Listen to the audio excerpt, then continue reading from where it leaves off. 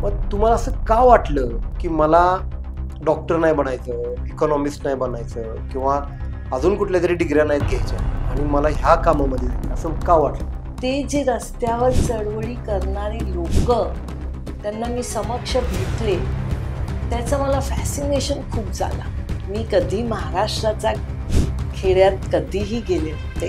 एक मला मराठी अजिबात येत नव्हती, हे दुसरी गोष्ट. पण मी म्हसवडला आले ह्याच उत्साहाने की मला काम करायचं आहे. ज्यावेळेस एका भागामध्ये कुठलीही रेबेल किंवा नक्षल अशी मुवमेंट चालू असते तर त्याचा परिणाम सामाजिक लोकांवर किंवा गावातले छोटे छोटे लोक किती जास्त होऊ शकतो. ज्यावेळी नारी शक्ती पुरस्कार मला मिळाला की ती घेऊन ज्यावेळी मी गावी आले एका म्हाताऱ्याने मला थांबवलं. अरे म्हणलं, अगं तू दिल्लीला गेली होतीस का? बाईने मार्गदेश बदलला. बाई, अगं तू श्रीमंती आणलीस. नमस्कार, मी प्रभात सिन्हा, म्हसवडवरून आलोय, सातारा जिल्ह्यामधून. आणि मॅक्स महाराष्ट्रामध्ये आता आपण बसलोयच. पण एक मला खूप वैशिष्ट्य ह्या गोष्टीचं वाटते ना की आज मला माझ्या आईचा इंटरव्ह्यू घेण्याची वेळ आली आणि त्याचा सगळ्यात महत्त्वाचा भाग असा आहे की माझ्या आयुष्यात हे पहिल्यांदाच घडतंय की मी माझ्या आईचा इंटरव्ह्यू घेतोय मुंबईमध्ये बसून. खूप इंटरेस्टिंग येईल, खूप मजा येईल इंटरव्ह्यू घेण्यामध्ये. काही गोष्टी आहेत ती तुझ्याबद्दलच्या मला माहीत नाहीत, ती मला खूप विचारण्याची पण इच्छा आहे आणि तुझी जर्नी कशी सुरू झाली ह्याच्यामध्ये पण खूप मला रस आहे. तर धन्यवाद मला ही संधी दिल्याबद्दल. नमस्कार. मला असं वाटतं की आतापर्यंत खूप इंटरव्ह्यू दिले आणि हे इंटरव्ह्यू वेगवेगळे मॅगझीन वगैरे मध्ये, पण असं का कोणाला वाटलं नाही की माझ्या मुलांनीच माझा इंटरव्ह्यू घ्यावा. आज मला असं मनात येत होतं की असं का नाही वाटलं, पण आज छान वाटतं की मुलगाच माझा इंटरव्ह्यू घेतो. सो मला खूप ही जी संधी मिळाली मॅक्स विमेन वर्ल्ड कडून तर खूप बरं वाटलं. आणि विशेष म्हणजे काय माहिती आहे का की मला जसं मी म्हटलं की मला तुमचा म्हणजे चेतना सिन्हांचा इंटरव्ह्यू घ्यायला मजा पण येते आणि थोडासा प्रेशर पण आहे. प्रेशर अशा गोष्टीचा आहे की आईचा इंटरव्ह्यू मुलांनी घ्यावा हे प्रकार कधी नव्हता ना. मग ते आज मॅक्स महाराष्ट्राच्या मुळे आपला हा घडवून पण येतोय. तर त्याच्याबद्दलच मला सुरू करायचं आहे आणि मला जाणून घ्यायच्या आहेत काही गोष्टी ज्या काहीपर्यंत मला माहित आहेत, पण काही गोष्टी मला सुद्धा माहित नाही तुमच्याबद्दलच्या, तुमच्या कामाबद्दलच्या.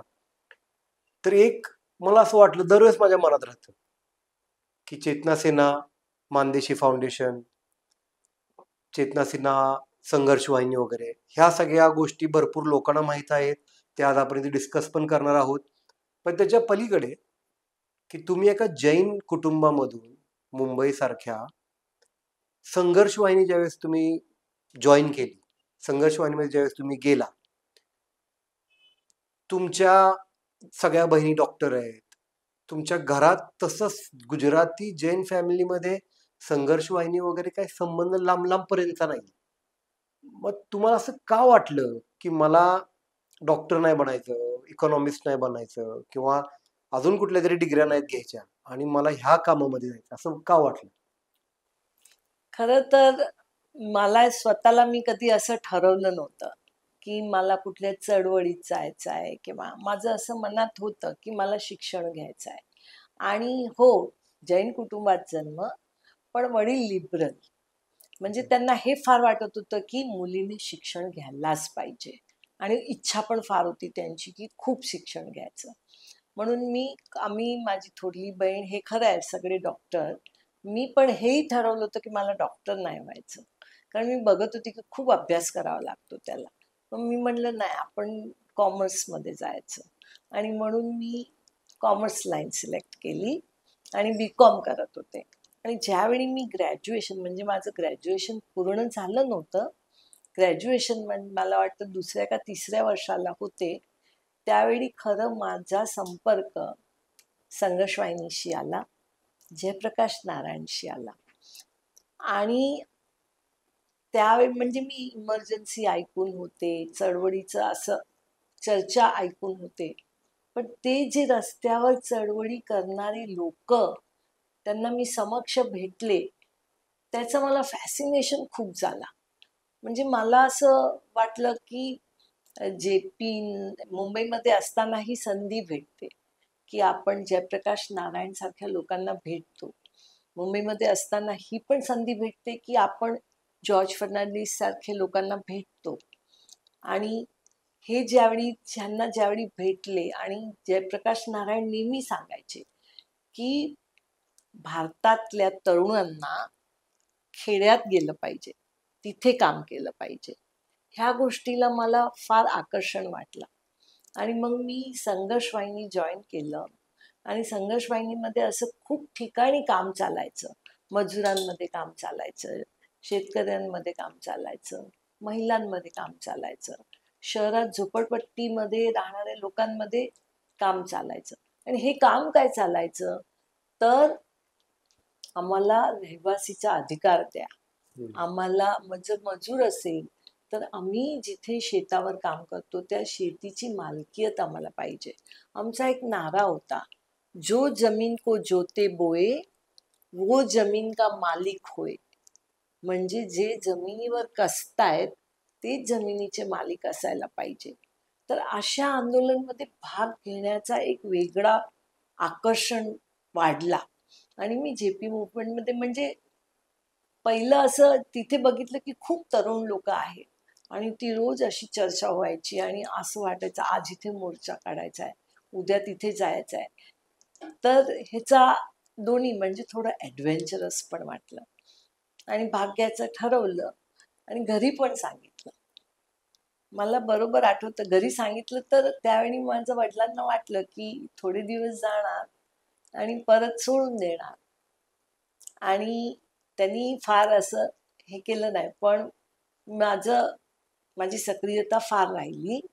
आणि त्याचबरोबर एक आणखीन मला संधी भेटली, ती म्हणजे की जयप्रकाश नारायण आणि जे पी मुवमेंटचं बिहारमध्ये जमिनीचं आंदोलन मोठा उभा होता, ज्याच्यामध्ये जे जमीनदारांच्या जमिनीवर जे कष्ट करतायत त्यांना हिस्सा भेटला पाहिजे आणि त्याचं आंदोलन होता. आणि मी तिथे गेले. मी पहिल्यांदा बिहारमध्ये गेले. हे किती काळी?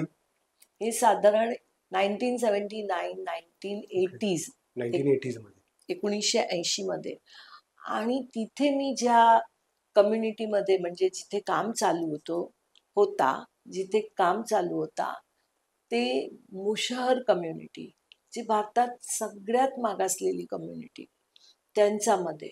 आणि तो जो जीवन बघितला ना की मला थोडं स्वतःमध्ये असं लक्षात यायला लागलं की मी मुंबईत मोर्चामध्ये जाते ती तेवढंच नाही आहे एक दिवसाचं काम, हे कुठेतरी खूप दिवस काम चालू राहील आणि आपण त्याचा भाग होतोय, आपण मध्ये सोडू शकत नाही. कारण तिथले मजूर हे आशेने बघतायत की हे आंदोलन चालणार, आम्हाला थोडी तरी जमीन भेटेल, आमचे पगार वाढतील आणि ही आपली जबाबदारी आहे जर आपण त्याच्यात भाग घेतो तर.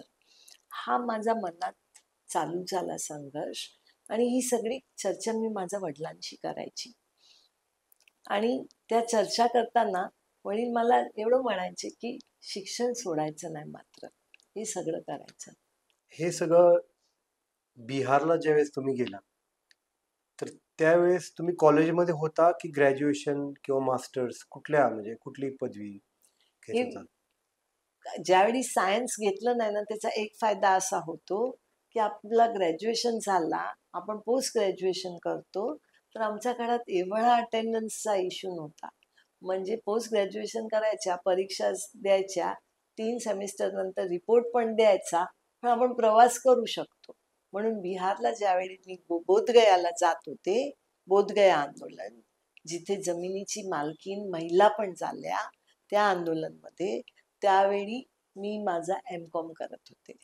मी का हा प्रश्न विचारला, कारण का आता भरपूर मुलं हे ग्रॅज्युएशन मास्टर्स वगैरे करतात आणि मला स्वतःला पण, मला असं कुठल्या चळवळीमध्ये जायचं असेल तर माझे आई वडील मला जाऊन देतील का नाही, हा मला दरवेळेस प्रश्न पडायचा. म्हणजे माझे किंवा माझ्या मित्रांचे असतील. हा आत्ताचा काळ जो आहे तो थोडा बदललाय. तर त्यावेळेस 1980 मध्ये तुम्हाला तुमच्या आई वडिलांनी एमकॉम करत असताना काय असतं आई वडिलांची स्वप्न? ते असतात की तुम्हाला कुठला जॉब लागावा चांगला किंवा डॉक्टर व्हावं, जसं तुमच्या बाकीच्या बहिणी झाल्या. पण ते सगळं पलीकड सोडून तुम्हाला तिथे जाऊन देणं आणि त्या चळवळीमध्ये भाग घेणं, हे आत्ता आहेत. भरपूर मुवमेंट चळवळी चालू आहेत. युवकांच्या चालू आहेत. दिल्लीमध्ये आपण बघत होतो, JNUच्या चालू होत्या. अशा भरपूर चळवळी चालू होत्या आणि भाग घेत होते. पण एवढ्या लांबून म्हणजे मुंबईतून एवढी कम्फर्टेबल किंवा कॉलेजमध्ये असताना इथून जर तुम्ही बिहारमध्ये चळवळीत भाग घेतात, हे खरंच एक वैशिष्ट्य होतं. मला विचारायचं आहे की त्याच्याबरोबर अजून जैन समाजातल्या मुंबईतल्या बाकीच्या मुली किंवा मुलं होती का तुमच्यावर तिकडे? जैन समाजातल्या नव्हत्या, पण आमच्या बरोबर दुसऱ्या मुली होत्या आणि ते वेगवेगळ्या, म्हणजे असं ज्यावेळी समाजाचं येतं त्यावेळी वेगळ्या वेगळ्या कुटुंबातल्या, ब्राह्मण कुटुंबातल्या किंवा कशा अशा होत्या. आणि मी हे पण सांगते की ह्या जेपींची चळवळीमध्ये महिलांचा जेपींच्या चळवळीमध्ये महिलांचा सहभाग खूप होता. महिलांचा सहभाग खूप होता. आणि ह्या सगळ्या समाजवाद्या चळवळीमध्ये पण महिला नेत्या पण होत्या. आणि गांधीवादी चळवळचा एक वेगळा ठसा होता ना, की तिथे महिला असतात, त्या चळवळी अहिंसक असतात, पीसफुल असतात. म्हणजे पालकांना पण ह्या चळवळीमध्ये महिलांच्या सुरक्षेच्या बद्दल प्रश्न नसतात, कारण त्यांना वाटतं की ही गांधीवादी नेता आहेत. म्हणून मला एक असं जाणवलं जेपी मुवमेंटमध्ये की महिलांचा सहभाग बऱ्यापैकी होता. आणि ज्यावेळी मी महिला म्हणते तर त्या तरुण मुली, युनिव्हर्सिटीच्या विद्यार्थिनी, हे सगळ्या खूप होत्या. फक्त मुंबईमध्येच नाही, मुंबईमध्ये जास्त होतं, पण पटनामध्ये पण होत्या. तर तशा मला असं वाटतं की नेतृत्व कसा आहे त्याच्यावर खूप अवलंबन होतो. मला वाटतं नेतृत्व कसं आहे त्याच्यावर खूप अवलंबून असतं की महिला सहभाग घेतील की नाही चळवळमध्ये, आंदोलनमध्ये, आणि पालक त्यांना जाऊन देतील की नाही. हो, हे खरं आहे, पण की मनात हे असतं की शिक्षण घेणे, त्यानंतर नोकरी मिळवणे. आणि मला असं वाटतं की माझ्याबद्दल खरं असं झालं की मी बोधगया आंदोलनमध्ये गेले ना, त्याच्यातनं माझ्या मनातनं हे पक्क मनात ठाम झालं की कुठे पण मी काम करेल, पण मी माझा आता ग्रॅज्युएशन करून मला नोकरी करायची असं मला नाही करायचं. मला कुठेतरी सामाजिक काम करायचं आहे. बोधगयामध्ये मी गेल्यानंतर जवळजवळ मी 2 वर्ष असं येऊन जाऊन करत होते. तुम्ही 2 वर्ष बिहारमध्ये राहिला. 2 वर्ष. बोधगयामध्ये. आणि बिहारमध्ये 2 वर्षामध्ये म्हणजे मी माझ्या वडिलांकडून किंवा तुमच्या काही मित्रांकडून पण ऐकले की मला असं वाटतं एकदा किंवा दोनदा तुम्हाला आंदोलन केल्यामुळे तुम्हाला जेलमध्ये पण जायला लागलेलं ना. तर काय होतं किंवा तो काय अनुभव होता ते सांगू शकाल का? म्हणजे खरं प्रभात, हे आतापर्यंत मी कधी ह्या फारशी चर्चा झालेली नाहीये. पण मला असं आठवतं की आम्ही बोधगया आंदोलनमध्ये ज्यावेळी जमिनीचा हक्क मागायच्या साठी आम्ही मोर्चा काढला आणि अगदी पहाटे पहाटे जाणार होतो, कारण माहिती होतं की पोलीस येणार वगैरे, आणि तर म्हणून कळून द्यायचं नाही पोलिसांना. तर तिथे मग सकाळी अगदी पहाटे 4-4:30ला मोर्चा निघणार होता. आणि मोर्चा निघाला आमचा, त्यात महिला होत्या, पुरुष पण होते, मजूर. आणि ते जमीनदारांच्या विरोधात, मठाच्या विरोधात, महंत होता त्याच्या विरोधात. म्हणजे ती सगळी जमीन मंदिराच्या ताब्यात होती आणि त्याच्यावर हे सगळे बंधुआ मजदूर होते.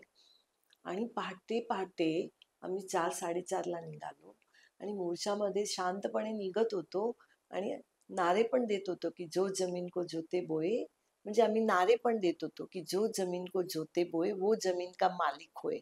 असे देत देत आम्ही पुढे गेलो की गोळीचा आवाज आला, म्हणजे कुठेतरी फायर झाली.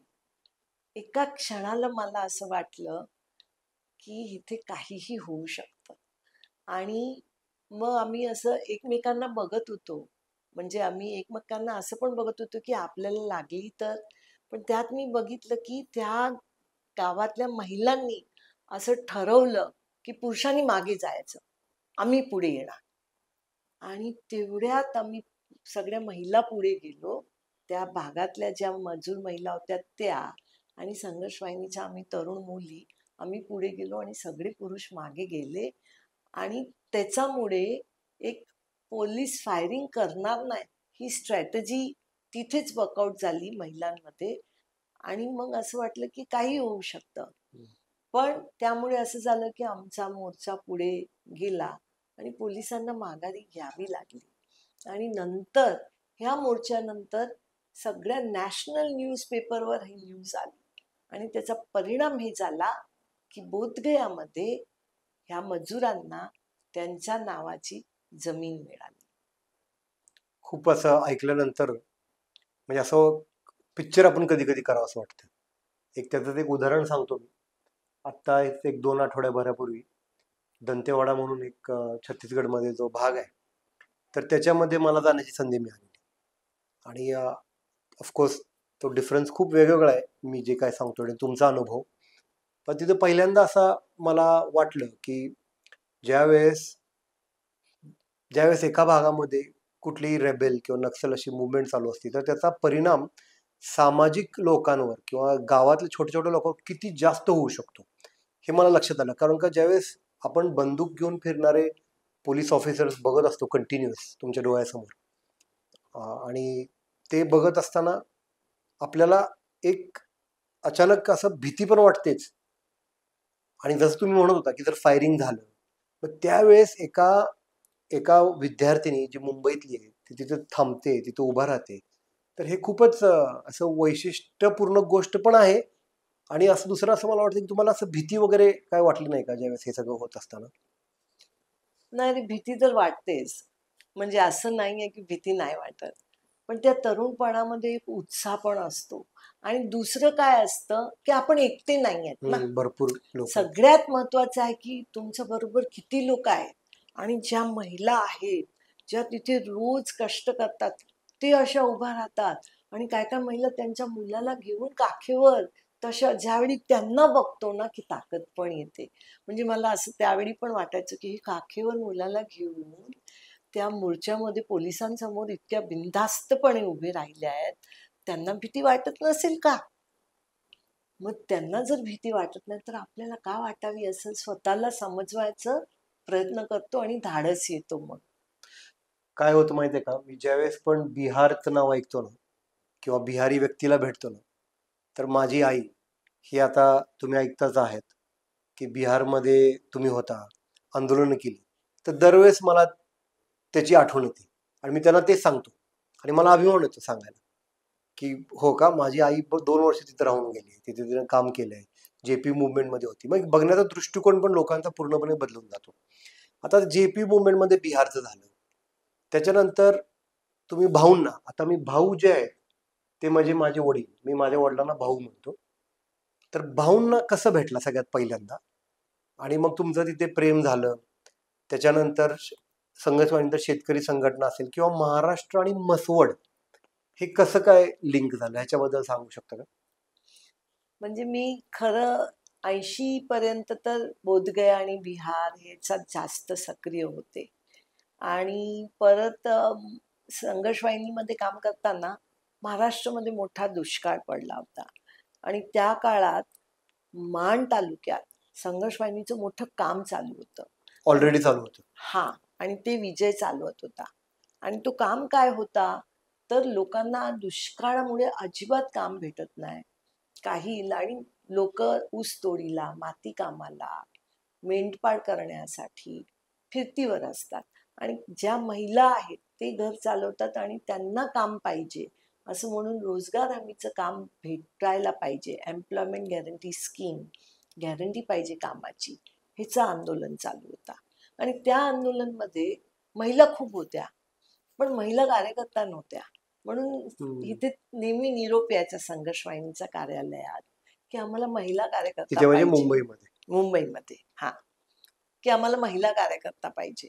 मग असं त्यातल्या आमच्यामधनं ज्या मुली असे फिरायला जायला तयार असतात मग त्यांना आम्हाला सांगितलं गेलं. आणि म्हणून मी मसवडला गेले. मी कधी महाराष्ट्राच्या खेड्यात कधीही गेले नव्हते. मला मराठी अजिबात येत नव्हती हे दुसरी गोष्ट. पण मी म्हसवडला आले ह्याच उत्साहाने की मला काम करायचं आहे आणि मी बिहारला जाऊन आले होते. म्हणून मला मनात असं वाटत होतं की तिथल्यापेक्षा एवढं काय वाईट असेल इथे. म्हणून मी म्हसवडमध्ये ज्यावेळी म्हसवडमध्ये तिथे शिबिरं भरायची, तिथे रास्ता रोको व्हायचे म्हसवडला. कशासाठी? तर काम भेटायला पाहिजे त्याच्यासाठी. तर ते रास्ता रोकोच्या तयारीला खेडोपाडी फिरून महिलांची मीटिंग घ्यायची, त्याच्यासाठी मी मुंबईतून म्हसवडला गेले आणि तिथे ते सगळं काम विजयच्या नेतृत्वाखाली होतं. तर ते विजय म्हणजेच माझे पती विजय सिन्हा, त्यांच्या बरोबर मी काम करायला लागली. प्रेमात पडले आणि आम्ही ठरवलं की लग्न करायचं. आणि मी ठरवलं की मुंबईत माझं ग्रॅज्युएशन पूर्ण झालं होतं आणि थोडे दिवसासाठी मी इकॉनॉमिक्स शिकवत पण होती. पण मी माझ्या वडिलांना सांगितलं की मला काय त्या शिक्षणामध्ये भाग नाही घ्यायचा, शिक्षक नाही व्हायचं, मला म्हसवडमध्ये काम करायचं आहे आणि लग्न करायचं आहे. मग तसं ते ऐकून एवढं सोपं नव्हतं माझं पालकांना, म्हणजे आई वडिलांना ते स्वीकारणं, फॅदम करणं. आणि ते म्हणले पण की तिथे राहू शकणार नाही. मुंबईचं जीवन हे इतकं वेगळं आहे की खेडेगावात राहू शकणार का? पण हे म्हणजे 85-86 सालचं असेल. हा, 85 मध्ये. तर मी म्हणलं की मला असं वाटतं की मी मुंबईत कदाचित नाही राहू शकणार आता. मी जे बघितलंय आणि जे काम केलंय की मला म्हसवडला जायचं आहे, मी तिथेच काम करणार. आणि आम्ही लग्न करायचं ठरवलं आणि रजिस्टर मॅरेज केलं आणि मी म्हसवडला गेले. आता तुम्ही म्हसवडला आला, लग्न झालं, त्याच्यानंतर संघर्ष वाहिनीमध्ये तोपर्यंत तुम्ही होताच. मला असं वाटतं की भाऊंनी म्हणजे माझे वडील हे वेगवेगळे आंदोलन करत होते. पाण्याचा प्रश्न पण मोठा होता. म्हणजे मुंबई ही कशी आपली सगळ्याच गोष्टी आहेत ना, तिथून अशा गावात यायचं माण तालुक्यामध्ये. म्हणजे तुम्हाला सांगतो खरं म्हणजे गदी माडगूळकरांनी पण त्याच्यावर लिहिले, ते माण देशाचे होते, की ज्या वेळेस ब्रिटिश काळामध्ये कुठल्याही अधिकाऱ्याला शिक्षा द्यायची असेल तर त्याची ती बदली म्हसवडला करायची. किंवा ब्रिटिश काळ झाल्यानंतर पण 42-43 डिग्री टेम्परेचर, पाण्याचा काही लांब लांब पर्यंत संबंध नाही, फक्त बाबळीच्या झाडं आणि बाबळीच्या झाडावर प्राणी म्हणजे पक्षी दिसणारा तो होला. मग अशा ठिकाणी तुम्ही आला, त्यात माझी आजी आणि माझे वडील, ते म्हणजे जसं तुम्ही म्हटला की तुमच्या वडिलांना ते काय सोपं नव्हतं ना त्यांना हो म्हणायला, कारण का माझ्या वडिलांचं त्यावेळेस दाढी होती. त्यानंतर शिक्षण त्यांचं 9वी पर्यंत झालेलं. तुमचं M.Com होऊन तुम्हाला इंग्लिश वगैरे सगळ्याच गोष्टींचा प्रभाव होता. मग तसा त्यांच्यावर तसा काहीच नव्हता. आणि त्यांची माझी आजी म्हणजे माझ्या आजीचा माझ्या आयुष्यावर खूपच मोठा परिणाम आहे. आणि माझी आजी त्यावेळेस ती एकटी असल्यामुळे तिला दरवेळेस आपल्या ग्रामीण भागात माहीतच आहे की ज्या महिलाचे पती किंवा नवरे हे लवकर कमी वयात वारल्यानंतर त्यांना स्ट्रॉंग व्हायला लागतं. तशी माझी आजी खूप स्ट्रॉंग झालेलीच होती.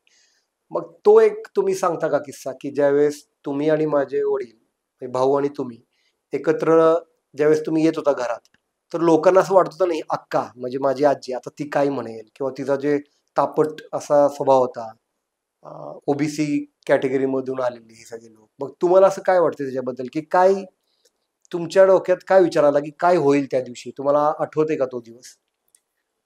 म्हणजे मी पहिल्यांदा घरी गेले तर एक तर त्यांचं घर मातीचं, खाली सारवलेलं आणि खूप लोक होते. आणि आम्ही रजिस्टर मॅरेज करून तसंच गेलो होतो. आणि अक्का म्हणजे आपण माझ्या सासूबाईंना आपण अक्का म्हणतो तुझ्या आजीला. तर अक्काला असं कळालं होतं की हे रजिस्टर मॅरेज करून आलेत. आणि लोक त्यांना चिडवायची की हे मुंबईची मुलगी आहे, ती तुमच्या मुलाला घेऊन जाणार. आणि तुम्ही काय जीन्स घालत होता का? हो, छोटे केस माझे होते? अगदी बॉयकट होते, जीन्स घातलेलं होतं आणि शर्ट. आणि ते म्हणायचे की सगळेच म्हणायचे आणि चिडवायचे पण अक्काला की तुमचा एकुलता एक मुलगा, मुलगा एकच, 2 बहिणी होत्या आणि तुम्ही एवढं केलं, पण आता ते मुंबईला ती थोडी राहणार आहे, ती मुंबईला घेऊन जाणार. आणि म्हणून मी ज्यावेळी गेले तिथे त्या घरात, तर अक्का होत्या तिथे आणि एक साधारण आपण थोडस प्रयत्न करतो पाया पडायचं किंवा बोलायचं की ते लांब गेल्या आणि म्हणल्या की काय गरज नाही असलं सगळं सॉंग करायचं. हा. असं त्यांचं वाक्य होतं. आणि लगेच ते म्हणले मला माहिती आहे की तू आली आहेस, पण तू थोडी इथे राहणार आहे, तू तर त्याला पण मुंबईला घेऊन जाणार. मला खरं एवढी मराठी कळत नव्हती, समजत नव्हती. ते चांगलं होतं खरं, ते काय बोलतात ते मला कळत नव्हतं. मी फक्त विजयला विचारायची की क्या बात कर रही है ये, आणि मग तो सांगायचा की ते असे म्हणतात. मग मी त्यांना हिंदीमध्ये सांगायची की ऐसा नहीं है, मैं तो खुद यहाँ काम करने आई हूँ. पण त्यांना काय खरं वाटायचं नाही. पण त्यांना एक मनात होतं की ही मुंबईला घेऊन जाणार. पण एक मला असं नेहमी वाटतं म्हणजे अक्काबद्दल, की मला आठवतं म्हणजे त्यांनी मला असं सांगितलं की तुम्ही मंगळसूत्र नाही घातलं, लग्न झालंय कुंकू नाही लावला. म्हणजे ह्या ज्या गोष्टी आहेत की लग्न झालं की मंगळसूत्र घालायचं, कुंकू लावायचं, ते सासूबाई सांगायच्या. आणि मी म्हणलं की मी का घालत नाही, तर मी त्यांना सांगितलं की तुम्ही एवढ्या लहान वयात तुम्ही विधवा झाल्या किंवा तुमचे पती वारले, तुम्हाला कुठल्याही हळदी कुंकूच्या समारंभाला बोलवलं जात नाही, हे प्रथा तुम्हाला बरोबर वाटते का? हे मी अक्काला विचारलं. म्हणले बरोबर वाटत नाही, पण ती आहे ना प्रथा, आपण काय करायचं? मी म्हणलं म्हणूनच ती बरोबर नाही ना, मग मी त्याच्याचसाठी नाही करत. पण मला आश्चर्य ह्या गोष्टीचं वाटलं की अशी चर्चा करत करत मी माझी सासूबाई अक्का आणि आजी सासू पण होत्या, म्हणजे विजयची आजी होती ज्याला तू बघितलंयस, हो. ते पण होत्या. मग ते अशा म्हणायच्या की आम्ही ऐकलेलं आहे सगळं. त्या तर इतक्या म्हणजे त्यांचे वडील कीर्तनकार होते, म्हणून ते म्हणायच्या की मी माझ्या वडिलांकडून इरावतीचं पण ऐकलेलं आहे. मी संत चोखा चोखा म्हणजे वेळा. मी संत चोखामेळाचं पण ऐकलेलं आहे. हे सगळं ऐकलेलं आहे, हे सगळं खरं. पण समाजात असं आपण वागलं की लोक अशा बघतात की मग अशी भीती वाटते मनात. म्हणजे अशा चर्चा आमच्या तिघींमध्ये व्हायच्या. आणि खरं सांगते की मला त्यांची जी प्रतिक्रिया होती त्यांनी उलट मला आत्मविश्वास पण भेटला. आणि मला असं पण वाटलं की ह्या कदाचित मुंबईमध्ये माझं लग्न झालं असतं कुठल्या जैन कुटुंबात, त्यांनी एवढं त्यांच्यामध्ये विस्डम नसतं हे सगळं समजून घ्यायला, तेवढं माझ्या सासूबाई आणि माझ्या आजी सासू जरी कुठे शिक्षणाला गेल्या नाही, जरी छोट्या गावात राहिला, पण त्यांचं विस्डम ह्या गोष्टीला समजायला कमी पडलं नाही. त्यांचं सुशिक्षित नाहीये, त्या सुशिक्षित नाहीये म्हणून हे समजू शकल्या नाही असं नाही. उलट मला असं वाटलं की शिक्षण घेतलेले लोकांनी हे लवकर समजलं नसतं की मी कुंकू का नाही लावत, मी मंगळसूत्र का नाही घालत.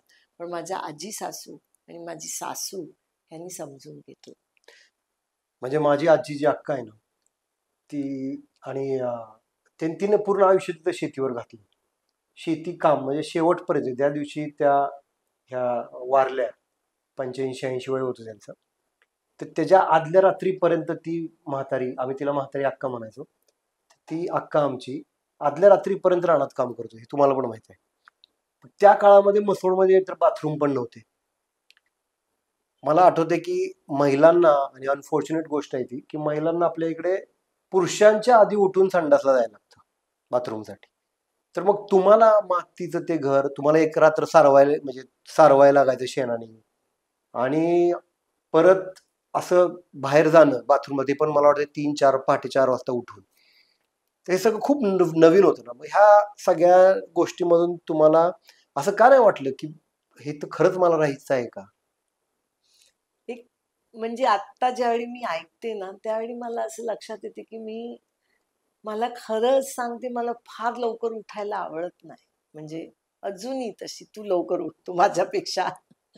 पण त्या काळात त्याच्यासाठी लवकर उठायचं आधी आणि टॉयलेटला जायचं. आणि एवढंच नाही, मी ज्यावेळी पहिल्यांदा बाहेर टॉयलेटला जावं लागलं त्यावेळी मला विजयने सांगितलं की संडासला जाताना काठी. काठी घेऊन जा, कारण डुक्कर असणार.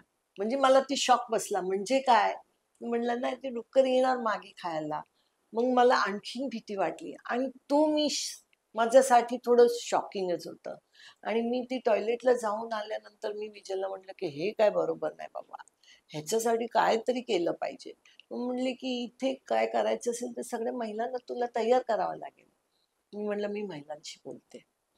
आणि मला अजूनही आठवतं की त्यावेळी सुमनताई अशा बऱ्याचशा महिला होत्या. त्यांना गोळा केलं आणि म्हणलं की काय पण असेल पण महिलांना इथे शौचालय असलंच पाहिजे. आणि मी मनात असं विचार पण करायला लागली की आंदोलनमध्ये असताना कितीतरी पुस्तकं वाचली. कार्ल मार्क्स वाचला, ते संपूर्ण क्रांती हे विषयाची पुस्तकं वाचली जयप्रकाश नारायणची.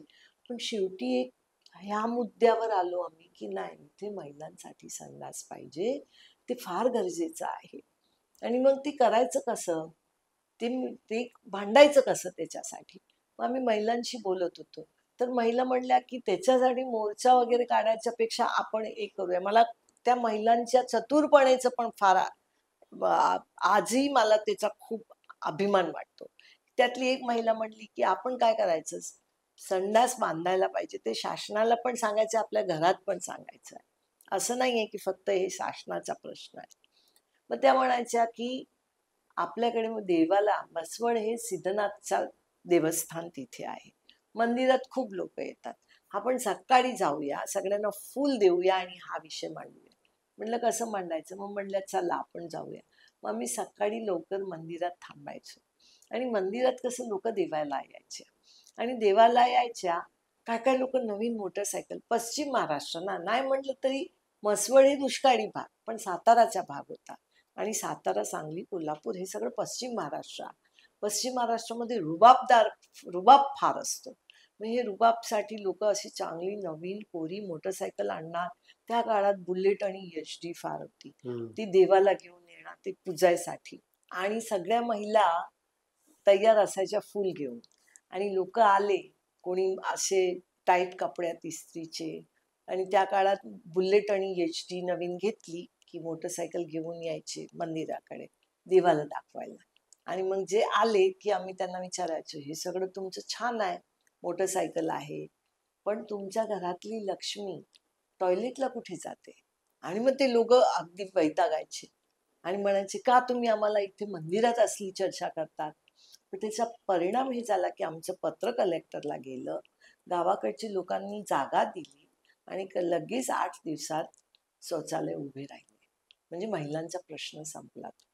म्हणजे बघा, मुंबई, बिहार, तिथून परत म्हसवड, टॉयलेट बांधणं, ह्या सगळ्या तू गोष्टी जर केल्याच. पण मला अजून एक गोष्ट खूप महत्वाची आठवते या सगळ्यांमध्ये, की शरद जोशींना तुझं भेटणं, की तुझ्या आयुष्यात त्या माणसाचं काय महत्व होतं, जे एवढा मोठा शेतकरी नेता होऊन गेला.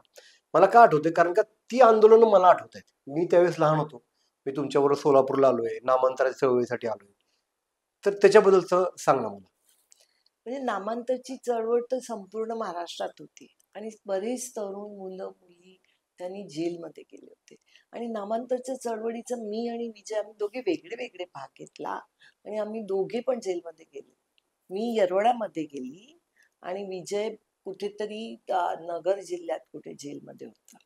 पण येरवड्यामध्ये 13 दिवस राहून, म्हणजे जसं बिहारचं आंदोलन आणि मोर्चा आणि ती गोळीबार त्यांनी जो भीती गेली, तशीच येरवड्यामध्ये 13 दिवस राहून मला ती जेलची पण भीती गेली.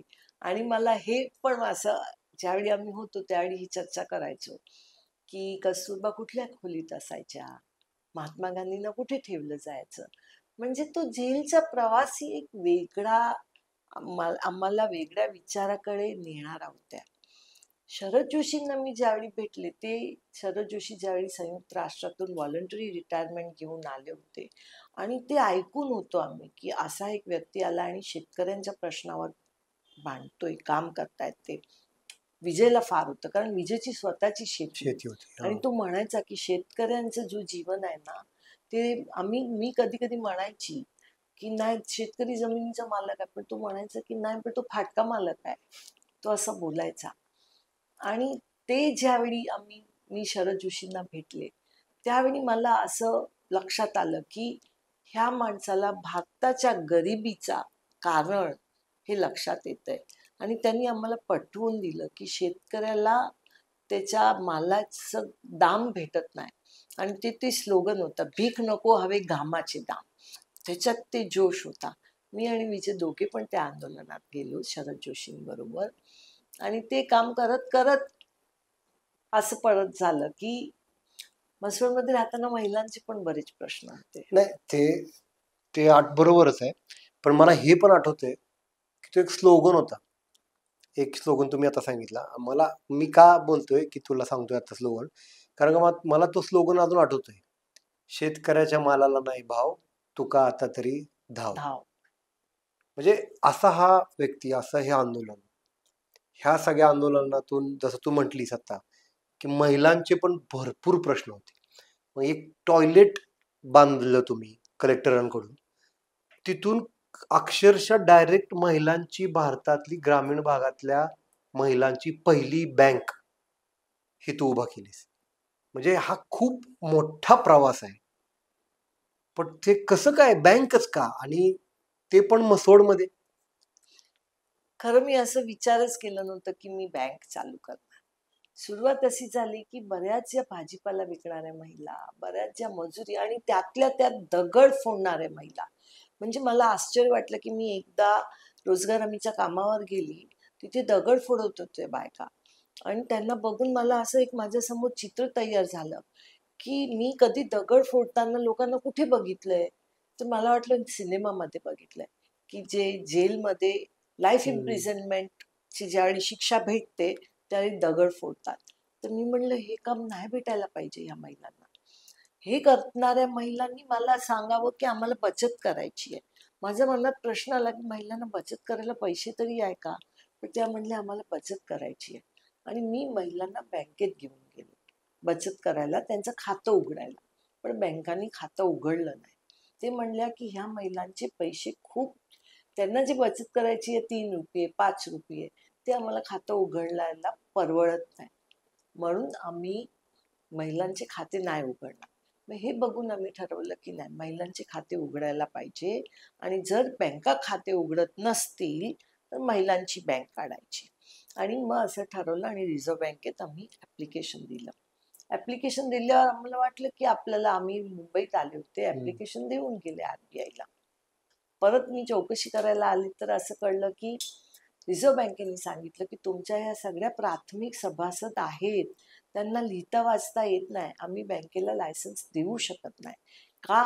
कारण ह्या ज्या महिला आहेत ज्यांना लिहिता वाचता येत नाही त्या बँकेच्या प्राथमिक सभासद होऊ शकत नाही. म्हणलं असं तर कायद्यात नाही आहे, पण तरी पण म्हणजे बँक चालवायची आहे तुम्हाला. आणि त्यांनी लायसन्स नकारलं. मी माघारी आली, मी रडत होती. पण महिला नाही रडल्या. त्या महिला म्हणत होत्या तू कशाला एवढी हे नर्वस होते, आम्ही लिहायला वाचायला शिकणार. मग आमचे लिटरसी क्लासेस चालू झाले. मी खेडोपाडीत फिरून सगळ्या महिला पुढे यायचा की आम्ही लिहिता वाचता शिकणार, पण बँकेचं लायसन्स मिळवणार. 5 महिन्यानंतर आम्ही परत आलो मुंबईत रिझर्व्ह बँकेत. आणि त्यावेळी माझ्याबरोबर, मी एकटी नव्हती, माझ्याबरोबर 15 महिला आल्या. आणि ह्या महिला माझ्याबरोबर आरबीआय मध्ये येऊन, तुम्हाला अंदाज येणार नाही त्या महिलांनी आरबीआयच्या अधिकाऱ्यांना काय सांगावं. त्या महिला म्हणाल्या की मला लिहिता वाचता आम्हाला येत नाही, पण आम्हाला मोजता येतं. आणि महिलांनी आरबीआयच्या अधिकाऱ्यांना सांगितलं आम्हाला कुठल्याही मुद्दल रकमेचं व्याज मोजायला सांगा, जर आम्ही चुकलो तर आम्हाला लायसन्स देऊ नका, पण तुमच्या अधिकाऱ्यांना कुठल्याही रकमेचं व्याज मोजायला सांगा आणि त्यांच्याकडनं कॅल्क्युलेटर घ्या आणि बघूया कोण लवकर मोजतं. आणि आम्हाला बँकेचं लायसन्स भेटलं. मला अभिमान वाटतो त्या महिलांचा की त्यांनी ते आव्हान स्वीकारलं, शिकल्या, रिझर्व्ह बँकेला सांगितलं. मानदेशी महिला सहकारी बँकेची स्थापना झाली. स्वतःची बचत करून, स्वतः कर्ज घेऊन, आज फिरून आज बँकेच्या संपूर्ण पश्चिम महाराष्ट्र आणि कोकणामध्ये 8 शाखा आहेत. त्याचबरोबर महिला तिथे थांबल्या नाही. त्या महिला म्हणल्या की आम्हाला बँकिंग, आम्ही बचत करतो, कर्ज घेतो, पण आम्हाला पैशाची व्यवस्थापन बरोबर माहिती पाहिजे, हे पण आम्हाला शिकायचं आहे. मग मी फायनान्शियल लिटरसी चालू केली. खरं तर त्या काळात कोण चर्चाही करत नव्हतं. रिझर्व्ह बँक सुद्धा चर्चा करत नव्हती या गोष्टीची. पण ह्या महिलांना पाहिजे होतं. आणि आम्ही 1997 साली हे केंद्र उभं केलं फायनान्शियल लिटरसीचं. आणि आमच्या भागात मेंढपाळ करणाऱ्या महिला, मग ते म्हणायच्या की आम्ही कर्ज घेणार, बकरी खरेदी करणार, पण आम्हाला बाकीची व्यवस्था त्याची पाहिजे, माहिती पाहिजे. म्हणून आम्ही मानदेशी उद्योगिनी महिलांसाठी उद्योग चालू करायची प्रशाळा चालू केली. आणि मानदेशी उद्योगिनीने असे वेगवेगळे कोर्स महिलांसाठी चालू केले. आणि ग्रामीण भाग, डोंगरी भाग अगदी, म्हणजे सगळ्या महिला काही ऑफिसमध्ये येऊ शकत नव्हत्या. म्हणून आम्ही बिझनेस स्कूल ऑन व्हील्स, म्हणजे बसमध्ये कम्प्युटर, टेलरिंग मशीन, सगळ्या मशिनरी, महिलांना जर हळदी पावडर करायच्या त्याच्या मशिनरी, अशा मशिनरी घेऊन त्यांच्या दारात हे सगळं प्रशिक्षण दिलं. परिणामस्वरूप अशा महिला उद्योगाकडे वळल्या. आणि एक असा दुष्काळी भाग जिथे आम्ही दुष्काळात जनावरांची छावणी चालवली होती, पाऊस नसल्यामुळे. आणि एक वर्ष 2012 मध्ये तर असं झालं की 14,000 जनावरांची छावणी चालवावी लागली. तर ते चालवली, त्यानंतर असं दिसलं की आपल्याला कुठेतरी पाण्याच्या प्रश्नावर काम करायला पाहिजे. तर तेही मानदेशीने केलं की आपण बंधारे छोटे छोटे बांधूया. आणि त्याच्यामुळे शेतकऱ्यांची पिकं पण वाढायला लागली. आणि त्याच्यातून आता सगळे जे शेतकऱ्यांचे जे निरनिराळ्या जे पिकं पिकवतात, आमच्याकडे उत्कृष्ट डाळिंब आहेत, हे पिकवतात. तर हे सगळ्या सोयी सुविधा, एक बाजू बिझनेस स्कूल, दुसरी बाजू ॲग्रिकल्चरचं सॉइल टेस्टिंग सेंटर, सगळ्यात महत्त्वाचं रेडिओ. ग्रामीण भागातल्या महिला रेडिओ चालवतात. आणि ह्या रेडिओ चालवायची सुरुवात केराबाईंनी ज्यावेळी आल्या आमच्याकडे, त्यावेळी त्या छावणीवर येऊन त्यांनी सांगितलं की मला रेडिओवर कार्यक्रम करायचा आहे. आणि आम्ही म्हणलं की तुम्हाला लिहिता वाचता येत नाही केराबाई, तुम्ही रेडिओवर कसे कार्यक्रम देणार? तर केराबाई म्हणाले, मला लिहिता वाचता येत नाही, पण मी कविता करते. आणि ते रेडिओवर कार्यक्रम देतात आणि ते फेमस झाले, आरजे हो हो. केराबाई म्हणून. म्हणजे केराबाईचं एक वैशिष्ट्य असं आहे की त्यांचं एक संविधानावर त्यांनी गाणं म्हणले, दुष्काळावर गाणं म्हणले. मग आपण जे काही क्लायमेट चेंज वगैरे बोलतो आज, त्याच्यावर त्यांनी लिहिता वाचता न येता गाणी म्हटलेली. 30 वर्ष ते मेंढरं घेऊन लातूरपर्यंत 300-300 किलोमीटर चालत जायच्या. त्यामुळे रेडिओ केराबाई तर म्हणजे अख्ख्या महाराष्ट्रालाच माहित आहेत. आणि हे सगळं तुम्ही जे आज मला सांगताय ना, म्हणजे तुम्हाला जे सगळं सांगते ना, मला प्रत्येक गोष्ट परत आठवते त्या. म्हणजे काय, जसं गोट पॅरावेट, पॅरावेटचा प्रोग्राम बद्दल सांगितलं. ह्या महिला आर्टिफिशियल इन्सिमिनेशन करतायत, नायट्रोजनचा बॉक्स कॅरी करतायत. ह्या महिला जिथं बसतात ना त्या कॉन्फरन्स रूम मध्ये, ते पण मानदेशीने अशी केलेली आहे कॉन्फरन्स रूम, की कॉर्पोरेटच्या लोकांसारखं त्यांना पण वाटावं की आमच्या ग्रामीण भागातल्या आम्ही ज्या महिला आहेत, बहुजन समाजाच्या आहेत, बाकी सर्व समाजाच्या ज्या महिला आहेत, ह्या महिलांना तीच फिलिंग व्हावं, हे आपण तयार केलेलं आहे मानदेशीमध्ये. त्याचबरोबर पॅरावेटचं तर आहेच, पण बाजारात जे जातात, आठवडे बाजार आपल्या भारतात काहीतरी 70,000 आठवडे बाजार आहेत. ही ज्या महिला बाजारात जातात ना, तर त्या बाजारात पण पुरुषांचं वर्चस्व आहे. तर ह्या महिला पुरुषांचं वर्चस्व असणाऱ्या बाजारात जाऊन तिथं आर्टिफिशियल इन्फॉर्मेशन करतात, चांगली चांगली बोकडं विकतात. ह्या सगळ्या गोष्टी मानदेशीने करत आहेत. तर हे सगळं करत असताना मला एक सांगायचं होतं की मानदेशीमधून लहान मुलांना पण प्रोत्साहन देण्यासाठी कार्यक्रम आहे. म्हणजे काय की वेगवेगळ्या प्रकारची खेळ साधनं आहेत. 400 मीटरचा ट्रॅक, स्विमिंग पूल, रेसलिंग, त्याचबरोबर बॉक्सिंग. आणि आत्ता तर सचिन तेंडुलकरनी येऊन मानदेशीच्या फाउंडेशनचा एका फॅसिलिटीचं उद्घाटन केलं. म्हणजे बघा, तुम्ही सुरुवात केली आंदोलनापासून, ते टॉयलेट बांधण्यापासून, ते बँकिंग पासून, आता स्टेडियम बांधलं जाते मानदेशीमध्ये. ह्या सगळ्या लहान मुलांना, महिलांना, मुलींना, मुलींची बँक सुरुवात झालेली आहे. ह्या शाळेमधली जी मुलींची बँक आहे ती आहे मानदेशीमध्ये. हे सगळं करत असताना आज तुम्ही मुंबईत आहात, आणि आज मुंबईमध्ये काय आहे हे सांगा ना. म्हणजे खूप मजा वाटली प्रभात, हे 2 दशकांची चर्चा करायची, 3 दशकांची चर्चा. आणि आज मुंबईमध्ये आपण महोत्सव घेतोय, माणदेशी महोत्सव. मुंबईमध्ये नरे पार्क इथे 5 ते 9 फेब्रुवारी. ह्या सगळ्या महिला जे उद्योजक झाल्या, उद्योगाची मालकीनी झाल्यात, त्यांनी ब्रँड ओनर झाल्यात, त्यांनी वेगवेगळे पदार्थ बनवतात. हळदी, चल सॉरी ब्रँड ओनर झाल्यात ह्या महिला. ते वेगवेगळे पदार्थ बनवतात. म्हणजे ते हळदीचे पावडर बनवतात. त्याचबरोबर शेतकरी महिला त्यांचे सगळे दाणे वगैरे ते घेऊन आलेले आहेत.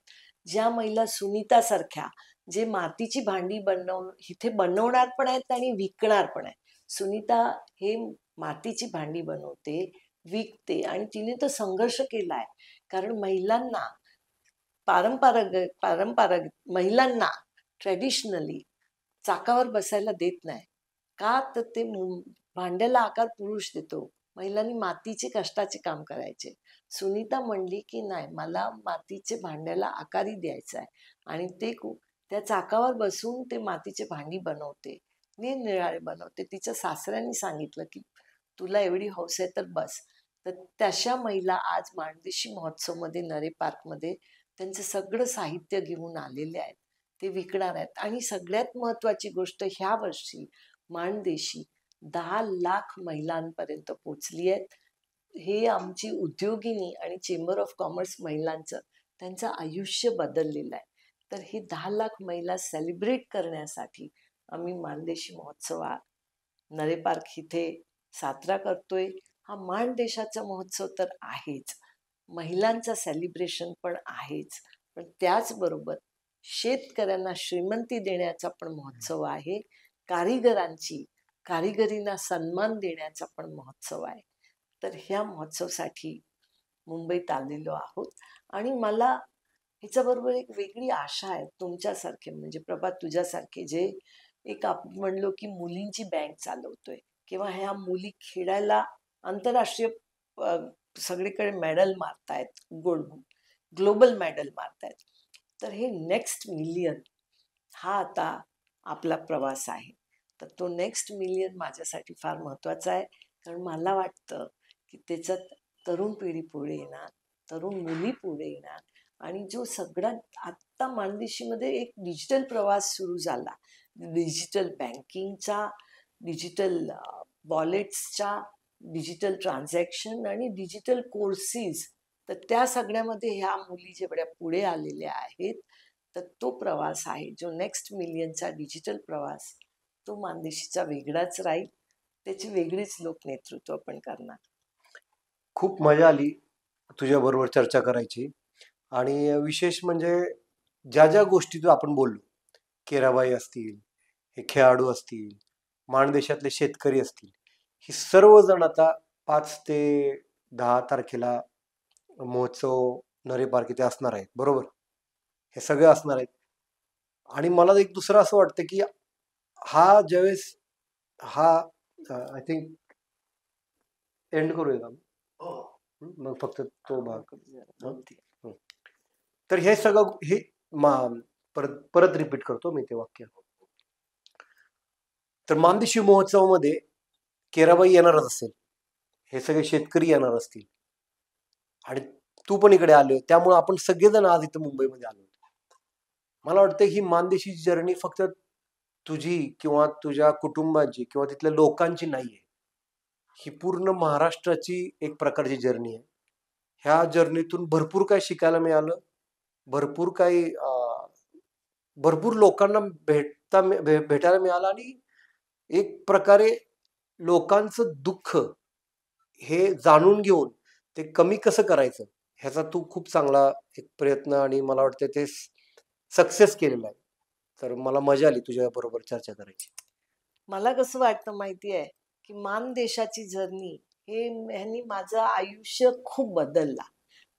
असं नाही की मुंबईतून मसवडला गेले आणि तिथलं जीवन जगले, तो नाही, पण विचार करण्याची पद्धत मध्ये खूप बदल आला. मी एक गोष्ट शिकले त्या महिलांकडून, ते असं की ज्यावेळी ते डिजिटल बँकिंग वापरतात, ज्यावेळी त्यांनी हे मोबाईल बँकिंग वापरली की ते म्हणायचे आमचा पैसा आमच्या नियंत्रणात असलं पाहिजे, आमच्या कंट्रोलमध्ये असल्या पाहिजे. आणि त्यांना बघितलं की शाळेत गेल्या नाही पण ते मोबाईल बँकिंग करतात.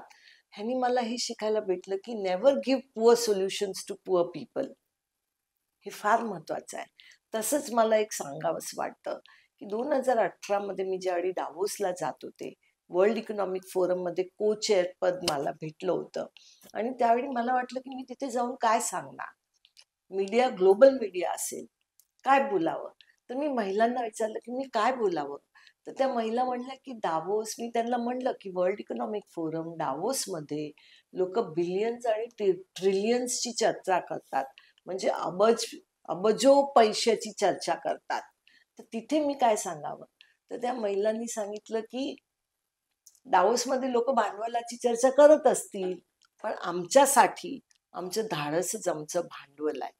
आणि मी सगळ्यांना सांगते की खरंच आपल्या समोर जी लोक आहेत ना, आपल्याला वाटलं त्यांच्याकडे काहीच नाहीये, शिक्षण नाही, पैसे नाहीत, ह्यांच्याकडे काय असणार आहे आपल्याला द्यायला?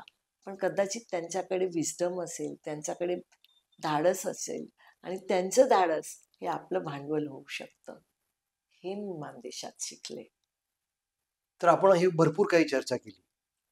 त्याच्यामध्ये एक राहून जाता कामा नये, ते म्हणजे तुम्हाला नारी शक्ती पुरस्कार मिळाला, त्यानंतर जमनालाल बजाज पुरस्कार मिळाला, आणि वर्ल्ड इकॉनॉमिक फोरम मध्ये तुम्ही पूर्ण आशिया खंडाचं नेतृत्व केलं. तर तुम्ही आता वर्ल्ड इकॉनॉमिक फोरम बद्दल माहिती सांगितलीच, पण ज्यावेळेस राष्ट्रपतींच्या हस्ते तो नारी शक्ती पुरस्कार मिळाला, तर त्या मुवमेंट बद्दल काय सांगू शकाल? कसं आहे की ज्यावेळी हे सगळं काम उभं करताना असं कधी वाटलं नव्हतं की कुठलं पुरस्कार भेटणार का काय, असं मनातही आलं नव्हतं. कारण पहिले तर खूप असे हे बँक उभी करताना, मग उद्योगिनी उभी करताना, मग हे बसचे कार्यक्रम, हे सगळं करता आणि दुष्काळाला सामना करता करता छावणी चालवणे, हे सगळं करता करता असं वाटलं की मानदेशातलं जीवन बदलतंय, त्याचा आनंद भेटत होता. त्याबरोबर हे पुरस्कार पण मिळाले. आणि ज्यावेळी हे नारी शक्ती पुरस्कार मला मला मिळाला, त्यावेळी मला असं फार आनंद वाटतोच. आपण दिल्लीला जातो, पुरस्कार घेतो, पण मला हे पण वाटलं की ते घेऊन ज्यावेळी मी गावी आले, आणि गावी ज्यावेळी मी आठवडे बाजारात फिरत होते, त्या फिरताना मी असं बघितलं की एका म्हाताऱ्याने मला थांबवलं. अरे म्हणलं, अगं तू दिल्लीला गेली होतीस का? म्हणलं हो. म्हणले मी बघितलं फोटोमध्ये, मी बघितलं टीव्हीवर. पिक्चर टीव्हीवर मी बघितलं. म्हणले बाईने मी मानदेश बदलला. बाई, अगं तू श्रीमंती आणलीस मानदेशात. आणि तो खरा पुरस्कार आहे, नाही का? तो माझ्यासाठी खरा पुरस्कार. म्हणजे हे पुरस्कार घेताना ना एक नेहमी वाटतं, राष्ट्रपतींच्या हस्ते पुरस्कार घेताना पण खूप असं आनंद वाटतो, अभिमान वाटतो, जबाबदारी पण वाटते ना, की आपण काम व्यवस्थित आपलं झालं पाहिजे. सगळ्यात आनंद येतो ज्यावेळी आपले घरचे आपल्याला पुरस्कार देतात. म्हणजे सातारा भूषण पुरस्कार, सातारामध्ये ज्यावेळी पुरस्कार भेटलं तर सातारकरांना वाटलं की माण भागात कोणी काम करतं, कारण आपण दुष्काळी भागात, तर त्याचा पुरस्कार. मानदेश भूषण पुरस्कार, ही एक पुरस्कार, त्याचाही फार आनंद वाटला. आणि जानकी देवी बजाज पुरस्कार, की ज्या महिलांच्या नावावर असलेले पुरस्कार, हे ज्यावेळी भेटतात त्यावेळी अभिमान वाटतो. आणि हे अभिमान वाटताना असं वाटतं की मला हे ज्यावेळी माझ्याच बरोबर ज्या महिला आहेत, म्हणजे रुपाली शिंदे आहेत, त्यांना तर ब्रिक्स कडून पुरस्कार मिळाला. म्हणजे मलाच एकटीला पुरस्कार नाही, बरोबर. मिळाला नाही, पण केराबाईचा नीती आयोगने सन्मान केला. वनिता पिसे पंतप्रधानाच्या हस्ते पुरस्कार मिळाला. आपल्या काही खेळाडू असतील, ते भारताच्या टीम मध्ये आहेत, त्यांना वेगवेगळ्या प्रकारे सिल्वर मेडल इंटरनॅशनल मिळाला. मेडल मिळाले आणि पुरस्कार मिळाला, तर तो आनंद हा खूपच वेगळा असतो. ते समजू शकतो मी, बरोबर, खूपच वेगळा असतो. हे मान देशात काम करताना हे जे पुरस्कार फक्त मलाच मिळाले तसं नाही, एवढी सगळ्या महिलांनी पुरस्कार घेतले, मी एकट्याने नाही घेतले, खूप महिलांनी पुरस्कार घेतले. आणि आज नरे पार्क इथे मानदेशातल्या महिला, मानदेशातल्या शेतकरी, मानदेशातल्या कारीगर आलेले आहेत 5 ते 9 फेब्रुवारीला. तुम्ही या आणि त्यांची चमक बघा, त्यांची कारिगिरी बघा, त्यांच्या शेतीतले उत्पादन बघा. तुम्हाला नक्कीच त्याचा आनंदही मिळेल आणि ती चमक अनुभवायला पण भेटेल. थँक्यू.